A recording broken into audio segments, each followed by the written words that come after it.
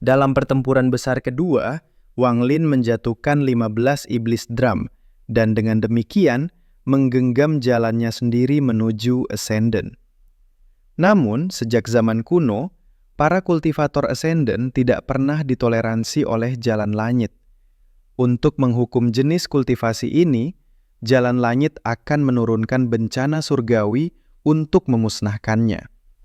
Pada saat ini, tubuh Wang Lin hampir runtuh di bawah tekanan bencana surgawi, dan jiwanya berada di ambang kehancuran. Namun pada saat yang sangat genting ini, suara iblis Beluo bergema di dalam benaknya. Kehendak Beluo dapat membantu Wang Lin memulihkan tubuhnya dan melewati bencana surgawi. Sebagai imbalannya, Wang Lin harus membantunya merebut kembali tanah suci roh iblis serta sisa 8 alam lainnya untuk memulihkan wilayah Beluo secara utuh. Sebenarnya, Wang Lin bukanlah kultivator Ascendant pertama yang muncul di dunia roh iblis. Namun, ia adalah yang pertama mempraktikkan metode dewa kuno dengan tubuh manusia. Beluo dapat merasakan aura dewa kuno dalam diri Wang Lin, lemah namun murni. Tanah di wilayah roh tidak mampu menahan kekuatan Beluo, dan sebagian besar tubuh para kultivator pun tidaklah cocok. Hanya Wang Lin yang telah mengolah wilayah dewa kuno, yang merupakan wadah sempurna bagi kekuatannya. Inilah alasan sebenarnya mengapa iblis kuno Beluo memilih Wang Lin untuk bekerja sama. Wang Lin terdiam sejenak di dalam pikirannya, lalu akhirnya menyetujui permintaan Beluo. Begitu kesepakatan tercapai, kekuatan dahsyat seketika menyelimuti Wang Lin yang terkubur di bawah tanah. Tubuhnya yang telah hancur mulai pulih dengan liar, pada kecepatan yang bisa terlihat oleh mata telanjang. 5 pria tua dengan iblis kuno di tanah tiba-tiba tertegul. Mata mereka terpaku ke lubang dalam tempat Wang Lin berada. Mereka merasakan napas leluhur. Tubuh Wang Lin perlahan melayang keluar dari lubang dalam itu. Rambut panjangnya terurai, matanya terpejam, dan kekuatan iblis yang tak terbayangkan menyebar dari tubuhnya. Di bawah langit, bayangan Wang Lin perlahan menghilang. Seakan-akan tekanan langit dan bumi sama sekali tidak berpengaruh padanya. Seiring ia terus terangkat, kekuatan iblis di belakangnya terkumpul dan terkurung, membentuk kehampaan raksasa dengan penghalang tingkat tinggi. Retakan di tepi cekungan menyebar dengan liar, dan daratan luas di sekitarnya runtuh satu demi satu. Namun, Wang Lin yang berada di pusat langit perlahan membuka matanya. Tulang pinggang di belakangnya memancarkan cahaya redup, lalu terbuka sepenuhnya. Wang Lin mengangkat tangan kanannya dan menekannya ke arah langit. Tulang pinggang di belakangnya pun melakukan gerakan yang sama. Keduanya membuka mulut secara bersamaan dan melontarkan satu kata: kehancuran. Dalam sekejap, aura roh iblis yang dahsyat meledak keluar. Wang Lin melesat ke arah awan merah bagaikan pedang tajam yang menembus langit. Sementara tulang pinggang itu bergerak mengikuti di belakangnya. Pukulan berat Wang Lin menghantam awan merah yang sedang turun, disertai tawa menggelegar. Awan merah itu hancur oleh satu serangan tersebut, dan Wang Lin terdorong kembali ke tanah. Namun, meski awan merah itu tercerai-berai, ia sempat mengumpulkan seluruh energinya sebelum lenyap. Energi itu lalu memadat kembali, membentuk awan merah yang kekuatannya berkali-kali lipat dari sebelumnya, dan jatuh dari ujung langit. 2 tulang yang meledak keluar dari pinggang itu tiba-tiba menerkam dan menggigit sosok merah tersebut.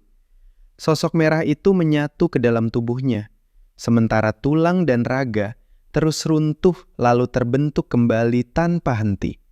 Dalam waktu singkat, ia mengalami ribuan siklus hidup dan kematian, hingga akhirnya terpaksa terhempas jatuh menghantam tanah. Gelombang demi gelombang kekuatan menyapu bumi, dari titik pusatnya hingga sejauh 1 juta li, mengubah segala sesuatu menjadi tanah tandus. Hari itu pun akhirnya berakhir. Tulang-tulang tersebut tampak sedikit kelelahan Sosok dalam lukisan meninggalkan hujan terakhir sebelum sang pemuda menghilang. 3 bulan kemudian, Wang Lin pergi ke kolam naga untuk menemuinya. Tidak lama setelah itu, Wang Lin pun melangkah pergi dan lenyap tanpa meninggalkan jejak. Setelah mengalami festival langit, ia menyadari bahwa kehendaknya telah sepenuhnya terpenuhi dan selaras dengan kekuatan abadi. Ini merupakan tanda datangnya tahap ascendant. Menyadari bahaya yang mengintai, bahkan kemungkinan terbunuh, Wang Lin memutuskan untuk mengunjungi gua abadi Qingling, lalu mengeluarkan seluruh giok abadi yang tersisa dari kantong penyimpanannya dan menumpuknya di sekeliling untuk menciptakan lingkungan abadi yang kaya. Setelah itu, ia mengeluarkan kristal ascendant yang diberikan oleh senior Zuyi kepadanya. Batu giok merah ini menyebarkan kekuatan jalan langit, yang merupakan esensi jiwa dari seorang ahli kuat di tahap ascendant. Dengan rasa terima kasih kepada Zuyi, Wang Lin menelan kristal ascendant itu dalam satu suap, lalu menutup matanya. Seluruh dirinya tenggelam dalam proses ascendant, di mana roh dan kekuatan abadi menyatu. Seiring waktu berlalu, giok abadi di sekelilingnya terus berubah menjadi debu, sementara kekuatan abadi yang dahsyat diserap ke dalam tubuhnya. Pada saat yang sama, jiwanya perlahan mengumpulkan dan membentuk kristal ascendant miliknya sendiri. Tak lama kemudian, jiwa asal itu kembali ke tubuh Wang Lin. Matanya terbuka, terang, tenang. Wang Lin resmi menembus tahap ascendant, berubah menjadi monster sejati. Penampilannya pun berubah. Ia kini mengenakan jubah putih panjang dengan belahan tengah.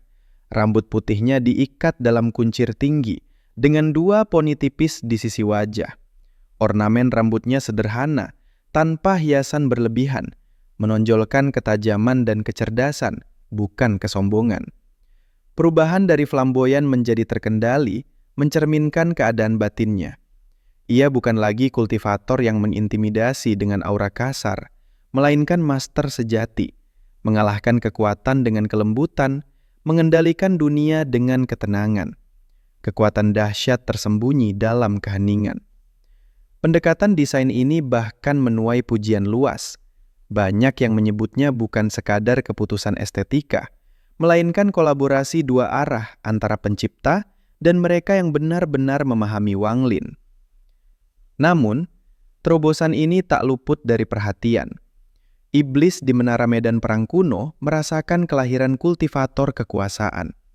Ia tahu bahwa energi asal Wang Lin masih membutuhkan 49 hari untuk sepenuhnya menyatu dengan tubuhnya. Indra ilahi iblis itu meletus. Sebuah lengan tulang hitam dipanggil. Salah satu lengannya sendiri berlapis baju besi, terlepas dan menyatu dengan tulang hitam tersebut, menciptakan entitas yang jauh lebih mengerikan. Dengan suara dingin, iblis itu memerintahkan, "Ambil energi asalnya." Lengan tulang hitam melesat menembus pusaran hitam. Sementara itu, Wang Lin yang tengah melayang di udara mendadak terkejut saat melihat pusaran hitam muncul di langit. Sebuah tangan berlapis armor besi menyembur keluar. Tanpa ragu, Wang Lin mengaktifkan token giok dan berteleportasi. Namun tangan itu mengganggu proses teleportasi. Tubuh Wang Lin menghilang, tetapi teleportasi menjadi tidak stabil. Ia terlempar melewati portal ke dataran tak berujung, muncul di wilayah negara iblis api. Belum sempat bernapas lega. Pusaran hitam raksasa kembali muncul. Lengan tulang berlapis armor meraih ke arahnya. Kali ini, Wang Lin tidak menghindar. Ia mengangkat tangannya dan melepaskan jari kematian tahap ascendant. Cahaya hitam 10 kali lebih besar dari sebelumnya melesat seperti petir, menghantam tangan armor tersebut. Energi spiritual iblis melonjak untuk menahan serangan itu. Namun saat bersentuhan dengan energi kematian, energi iblis itu lenyap, seolah diserap sepenuhnya. Tepat pada saat itu, sebuah kekuatan tak terlihat, lembut seperti hembusan angin, menyelimuti tubuh Wang Lin. Ia langsung merasa tidak berdaya. Dengan keterkejutan mendalam, Wang Lin melihat jiwa asalnya perlahan tertarik keluar dari tubuhnya, seolah ada tangan tak kasat mata yang sedang merenggutnya.